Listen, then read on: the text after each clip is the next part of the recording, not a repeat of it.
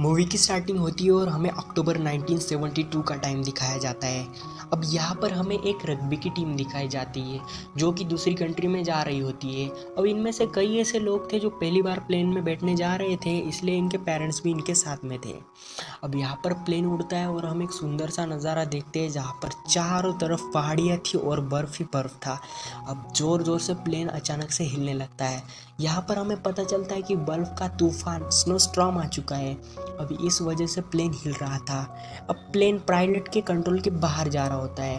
अब plane pilot के control के बाहर जाता है, लेकिन वो पूरी कोशिश करता है कि उसे हैंडल कर सके, लेकिन वो सिचुएशन को हैंडल नहीं कर पाता और यहाँ पर प्लेन क्रैश हो जाता है। हम देखते हैं कि एक टुकड़ा प्लेन का सीधा पहाड़ी के नीचे जा गिरता है और यहाँ पर कई सारे लोग इसमें ही बैठे हुए थे। अब इनमें से कई सारे लोगों की तो मौत हो जाती है ट्रेजेडी के वक्त ही, और यहाँ पर हर जगह तबाही मच जाती है। अब जो लोग बचे थे वो लोग दूसरे लोगों को बाहर निकाल रहे थे जो कि अभी भी जिंदा थे और मर भी चुके थे। अब यहाँ पर रात हो जाती है, इस वजह से टेम्परेचर ज़ोरों से गिरने लगता है। अब ठंड इतनी बढ़ जाती है कि वो लोग लाशों को और सामान को प्लेन के हिस्से के बाहर रख देते हैं, जिस वजह से कि उन्हें गर्मी लगे। लेकिन इनमें से रात को कई सारे लोग मारे जाते हैं। अब ये सब तो इन्हें सुबह पता चलता है कि कई सारे लोग मारे जा चुके हैं, और ये जब बाहर आते हैं तो इन्हें दिखाई देता है कि चारों तरफ बर्फ से ढकी हुई पहाड़ियाँ हैं। अब ये यहाँ से कहीं भी निकल नहीं सकते। अब इन्हें वेट करना पड़ेगा सरकार जब तक इनका रेस्क्यू मिशन नहीं करती।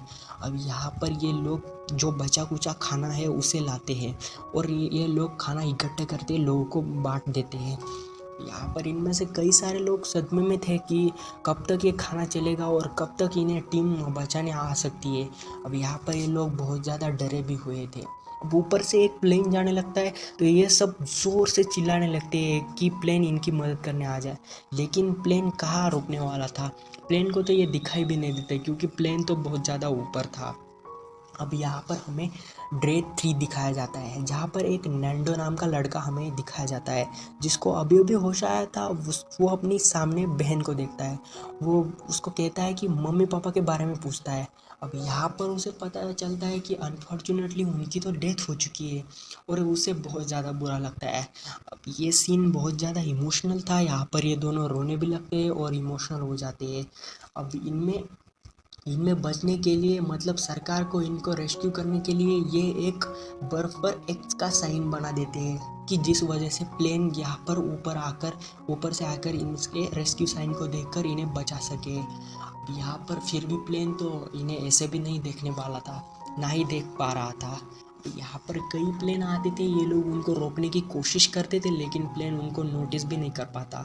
अब गवर्नमेंट को भी पता नहीं चल रहा था कि ये लोग कहाँ पे है, इसलिए प्लेन तो आते जाते थे लेकिन इनको बचाने वाला कोई नहीं था क्योंकि ये इनका पता कभी गवर्नमेंट को पता ही नहीं चलने वाला था। अब यहाँ पर ये लोग एक आइडिया से प्लेन की बैटरी से रेडियो को स्टार्ट करने की कोशिश करते हैं। अब यहाँ पर प्लेन के बैटरी प्लेन के दूसरे हिस्से में थी। जब ये लोग बाहर जाकर देखते हैं तो उनको प्लेन का दूसरा हिस्सा दिखाई नहीं देता। अब यहाँ पर ये लोग वापस आ जाते हैं। 7-8 डेज के बाद इनका खाना ख़त्म हो जाता है। यहाँ कई एनिमल्स और पेड़ कुछ भी नहीं था, इसलिए ये पूरा बर्फ़ का एरिया था और यहाँ पर ये लोग कुछ भी खाने लग जाते हैं। अब इनमें से कई लोग पागल हो रहे थे क्योंकि खाने की कमी की वजह से इन्हें कुछ भी समझ में नहीं आ रहा था। अब कुछ लोग इनमें से बोलते हैं कि हमें लाशें खानी चाहिए, कैनिबल्स बनना चाहिए, लेकिन कुछ लोग तो राज़ी थे लेकिन कुछ लोग इसके बिल्कुल खिलाफ थे। वो कहते हैं कि हम ऐसा नहीं कर सकते, हम कैनिबल्स नहीं बन सकते, हम तो इंसान हैं। अब अगले सीन में हमें नैंडो को दिखाते हैं जो कि आज अपनी बहन को देखता है। अब उसकी हालत बहुत ज़्यादा ख़राब होती है और वो मतलब उसकी डेथ हो जाती है। अब यहाँ पर एक लड़का दिखाया जाता है जो अपनी मॉम डैड को एक लेटर लिखता है। अब यहाँ पर वो लिखता है कि यहाँ पर 21 दिन हो चुके थे। अब यहाँ पर हमें पता चलता है कि 21 दिन हो चुके हैं। अब लोगों की हालत देखकर बाकी लोग इनको लाश खाने की तो परमिशन दे देते हैं। अब ये सीन यहाँ पर थोड़ा ब्रूटल है क्योंकि यहाँ पर लोग कांच के टुकड़ों से लाश को कट करके खा रहे थे। अब यहाँ लोग कुछ इनमें से ऐसे भी थे जो अब भी कैनिबल्स नहीं बनना चाहते थे और सोचते थे कि इनका रेस्क्यू हो सकता है। अब प्लेन के ये सब तरफ ढूंढने लगे थे। अब इन्हें बहुत ज़्यादा मशक्क़तों के बाद एक रेडियो मिल जाता है। अब यहाँ पर ये रेडियो को ऑन करने की कोशिश करते हैं, लेकिन रेडियो तो ऑन नहीं हो रहा था। लेकिन बड़ी मशक्क़तों के बाद रेडियो तो ऑन हो जाता है। अब यहाँ पर ये न्यूज़ सुनते हैं। यहाँ पर इन्हें पता चलता है कि गवर्नमेंट 60 से ज़्यादा फ़्लाइट इन्हें रेस्क्यू करने के लिए भेज चुकी है, लेकिन अब उन रेस्क्यू मिशन सारे फेल हो चुके हैं, किसी को भी कुछ भी नहीं मिला।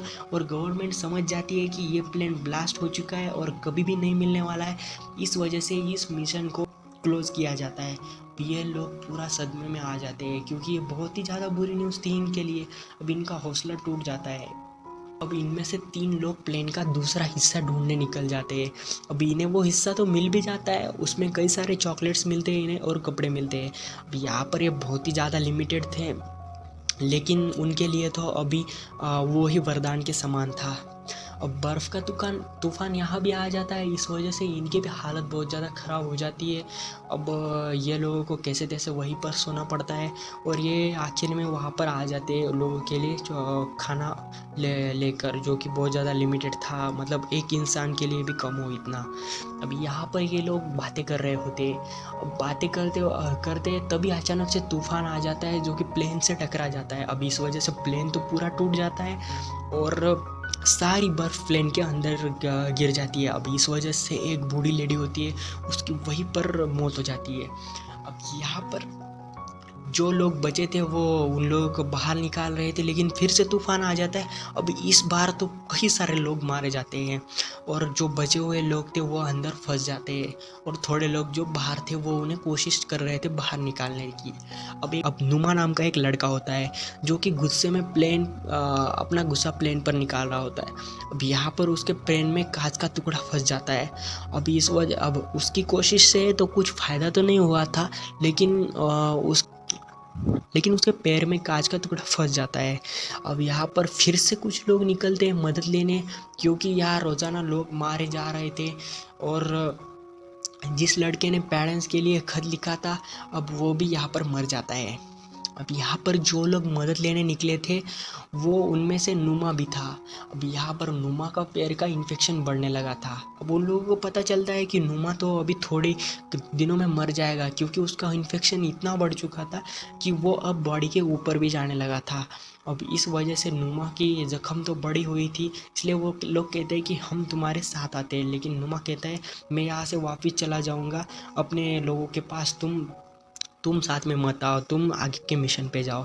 अब यहाँ पर वो लोग आगे के मिशन पर बढ़ जाते हैं और नुमा फिर से वापस आ जाता है। अब हम रेडियो पर ये सुनते हैं कि एक एयरफोर्स कैंप यहीं पर पास में लगने वाला है।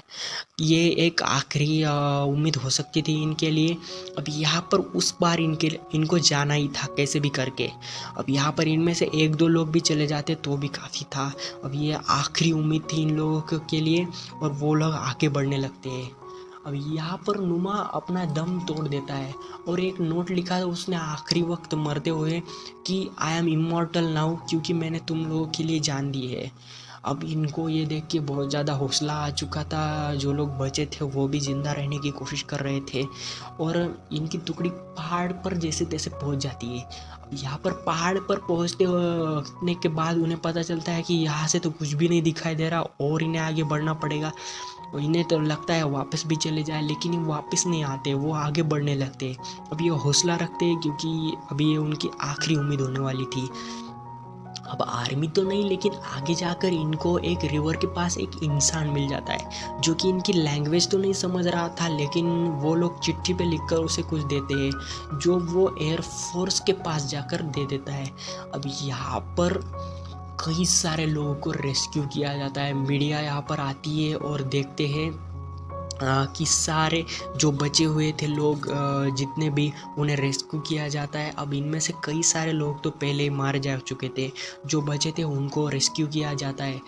अब लोग इनका वेलकम करते हैं हॉस्पिटल के बाहर जाकर। यहाँ पर हज़ारों की भीड़ आ चुकी थी। यहाँ पर स्टोरी का एंड होता है।